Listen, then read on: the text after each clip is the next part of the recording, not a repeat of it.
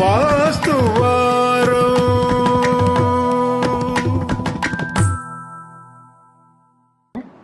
വാസ്തുവിൽ ഇന്ന് നമ്മോടൊപ്പം പ്രമുഖ വാസ്തു ജ്യോതിഷ ആചാര്യൻ ഡോക്ടർ ഡെന്നീസ് ജോയാണുള്ളത്. നമുക്ക് അദ്ദേഹത്തെ സ്നേഹപൂർവ്വം സ്വാഗതം ചെയ്യാം. നമസ്കാരം. കാഴ്ചയില്ലാത്തൊരു മനസ്സിന്റെ പാതയിൽ കുന്നും കുഴിയും കുടുസും രഹസ്യം, കരിമ്പാറ തടസവും ഇടിമിന്നൽ തിളക്കവും അകറ്റുന്ന നെടുമ്പാത വാസ്തുവാരം. വാസ്തുവാരം.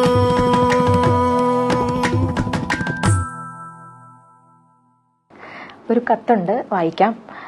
സർ, 2 വർഷം മുമ്പ് വീട് പണിഞ്ഞതാണ്. ഇപ്പോൾ വീട് ഉണ്ടാക്കിയതിന് ശേഷം വീട്ടിൽ കടബാധ്യതകൾ ഒഴിഞ്ഞിട്ട് സമയമില്ല എന്നാണ് പറയുന്നത്. അപ്പോൾ ഇതിന് എന്തെങ്കിലും പരിഹാരമുണ്ടെങ്കിൽ പറഞ്ഞു തരാനാണ് പറയുന്നത്. വീട്ടിലെ ഇപ്പം മിക്കവാറും ആൾക്കാർ പിടിക്കുന്നൊരു കാര്യമാണ് ആക്ച്വലി എത്ര പൈസ കിട്ടിയാലും വീട്ടിൽ നിൽക്കുന്നില്ല എന്ന് പറയുന്നത്. കാരണം വെച്ചാൽ നമുക്ക് നല്ല ജോലിയൊക്കെ ഉണ്ടായിരിക്കും, അല്ലെങ്കിൽ നല്ല വരുമാനമൊക്കെ ഉണ്ടായിരിക്കും, പക്ഷെ നമ്മൾ എത്ര സേവ് ചെയ്യാൻ നോക്കിയാലും നമുക്ക് സേവിങ് അറിയില്ല. കാരണം എന്തെങ്കിലുമൊക്കെ പെട്ടെന്നുള്ള ചിലവുകളൊക്കെ വന്നിട്ട് നമുക്ക് പൈസ നഷ്ടപ്പെട്ടു പോകും. അപ്പോൾ അങ്ങനെയുള്ളപ്പോൾ ഒന്നാമത്തെ വിഷയം വെച്ചാൽ ചിലപ്പോൾ നമുക്ക് ജാതകപ്രകാരം നമുക്ക് നല്ല മോശമുള്ള സമയമായിരിക്കാം. രണ്ടാമത്തെ ഒരു വിഷയം എന്ന് വെച്ചാൽ വീടിൻ്റെ ചുറ്റളവുമായിട്ട് ബന്ധപ്പെട്ടുള്ളതായിരിക്കും. ചില ചുറ്റളവുകൾ നമുക്ക് ഒരിക്കലും എടുക്കാൻ പാടില്ലാത്ത അളവുകളുണ്ട്. കാരണം ആ ചുറ്റളവ് എടുത്താൽ അത് മുറിയാണെന്നുണ്ടെങ്കിലും നമ്മുടെ വീടിൻ്റെ ചുറ്റളവാണെന്നുണ്ടെങ്കിലും അപ്പോൾ അങ്ങനെയുള്ള ചുറ്റളവൊക്കെ എടുക്കുമ്പം നമുക്ക് എത്ര പൈസ വന്നാലും നമുക്ക് നിൽക്കാൻ പറ്റാത്തൊരവസ്ഥയായിരിക്കും. അല്ലെങ്കിൽ കടത്തിൽ പോവുക, അല്ലെങ്കിൽ പിന്നെ നമുക്ക് ലോൺ എടുക്കേണ്ട അവസ്ഥ വരിക. ഇതൊക്കെയാണ് അതിൻ്റെ ഒരു ഭാഗം എന്ന് പറയുന്നത്. മൂന്നാമത്തെ ഒരു വിഷയം എന്ന് വെച്ചാൽ നമ്മുടെ വീടിൻ്റെ വടക്ക് പടിഞ്ഞാറ് ഭാഗത്തായിട്ട് വെള്ളം കെട്ടിക്കിടക്കുന്ന എന്തെങ്കിലും ഉണ്ടെങ്കിൽ ഈ പറഞ്ഞ പോലെ പൈസ നിൽക്കാത്ത ഇഷ്യൂസ് വന്നുകൊണ്ടേയിരിക്കും. കാരണം വെച്ചാൽ ഇപ്പം നമുക്ക് ജോലിയുള്ളവരായിരിക്കാം, അല്ലെങ്കിൽ ഗവൺമെൻറ് സർവീസ് ജോലി ചെയ്യുന്നവരായിരിക്കാം. അപ്പോൾ മാസം അവർ കൃത്യമായിട്ട് ശമ്പളം കിട്ടുന്നുണ്ടാവും. അല്ലെങ്കിൽ ബിസിനസ് ആയിരിക്കാം, പൈസയൊക്കെ കൃത്യമായിട്ട് വരുന്നുണ്ട്. പക്ഷേ വീട്ടിൽ പൈസ വന്നാൽ പെട്ടെന്ന് ചിലവായി പോകുന്നൊരവസ്ഥയിലേക്ക് വരാം. അത് വടക്ക് പടിഞ്ഞാറ് ഭാഗത്ത് വെള്ളം കെട്ടിക്കിടക്കുന്ന എന്ത് വന്നെങ്കിലും ഈ വിഷയങ്ങൾ ബാധിക്കാം.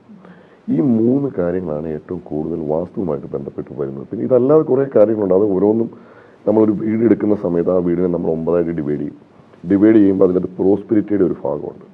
ഈ പ്രോസ്പിരിറ്റിയുടെ ഭാഗത്തായിട്ട് ചിലപ്പോൾ സെപ്റ്റിക് ടാങ്കോ അല്ലെങ്കിൽ ആ കോർണർ മിസ്സിങ് ആയിട്ടൊക്കെ വന്നു കഴിഞ്ഞാലും ഇതുപോലെ പൈസ നിൽക്കാത്ത ഇഷ്യൂസുകൾ വരാം. ഇപ്പോൾ ഇവരുടെ വീടിൻ്റെ ഞാൻ പ്ലാൻ നോക്കുന്ന സമയത്ത് ഇതിനകത്ത് വന്നിരിക്കുന്ന ചുറ്റളവുമായിട്ട് ബന്ധപ്പെട്ടുള്ള വിഷയമാണ്. കാരണം ആ ചുറ്റളവ് തെറ്റാണ്. അപ്പോൾ എന്തെങ്കിലും ആൾട്ടർനേഷൻ ചെയ്യുന്ന സമയത്ത് ഈ ചുറ്റളവ് ക്ലിയർ ആക്കിയിട്ട് അത് കറക്റ്റ് ചെയ്യാനായിട്ട് ശ്രദ്ധിക്കുക. രണ്ടാമത്തെ ഒരു വിഷയം വെച്ചാൽ തെക്കേടക്ക് ഭാഗത്തായിട്ട് ഒരു സെപ്റ്റിക് ടാങ്ക് ഉണ്ട്. കാരണം തെക്കേടക്ക് ഭാഗം എന്ന് പറയുമ്പോൾ ഇതിൻ്റെ ഒരു സമ്പത്തിൻ്റെ ദിക്കാണ്, അല്ലെങ്കിൽ ഒരു മഹാലക്ഷ്മിയുടെ ഏരിയ എന്ന് നമ്മൾ പറയും. അപ്പോൾ ആ ഭാഗത്ത് മലിനമായിട്ടുള്ള സെപ്റ്റിക് ടാങ്കോ അല്ലെങ്കിൽ ഒരുപാട് ക്വാണ്ടിറ്റിയിലുള്ള വെള്ളം കെട്ടിക്കിടക്കുന്ന എന്ത് വന്നാലും സാമ്പത്തിക നഷ്ടങ്ങൾ വന്നുകൊണ്ടേയിരിക്കാം. അതുപോലെ വടക്ക് പടിഞ്ഞാറ് ഭാഗത്തായിട്ട് ഇതിനകത്തൊരു കിണർ നിൽപ്പുണ്ട്. അതും സാമ്പത്തിക പൈസ കടബാധ്യതകളിലേക്ക് പോകുന്നതിന് കാരണമാകുന്ന ഒരു സംഭവമാണ്. ഒന്നുകിൽ ഇതിനെ ഒരു മതിൽ കെട്ടിയിട്ട് കോമ്പൗണ്ടിന് പുറത്താക്കുക. അതുപോലെ തെക്കേടക്ക് മൂലയിലുള്ള സെപ്റ്റിക് ടാങ്ക് കൃത്യസ്ഥാനത്തേക്ക് മാറ്റി സ്ഥാപിക്കാൻ ശ്രദ്ധിക്കുക. ചുറ്റളവ് കൃത്യമാക്കാനായിട്ട് നോക്കുക. ഈ ഒരു 3 കാര്യങ്ങൾ ചെയ്യണം. അതുപോലെ ജാതക പ്രകാരം ഇദ്ദേഹത്തിന് കണ്ടശനിയുടെ സമയമാണ്. കാരണം ഇനിയിപ്പോൾ കണ്ടശനിയൊക്കെ മാറുകയാണ്. കാരണം അപ്പോൾ ഒരു സമയമോശങ്ങളൊക്കെ മാറി കിട്ടണം. എന്തായാലും ഒരു ചേഞ്ച് എന്തായാലും ഇദ്ദേഹത്തിന് ഫീൽ ചെയ്യും. ഈ വാസ്തു സംബന്ധമായിട്ട് ഈ ഒരു കാര്യങ്ങൾ ചെയ്തിട്ട് മുന്നോട്ട് പോകുക.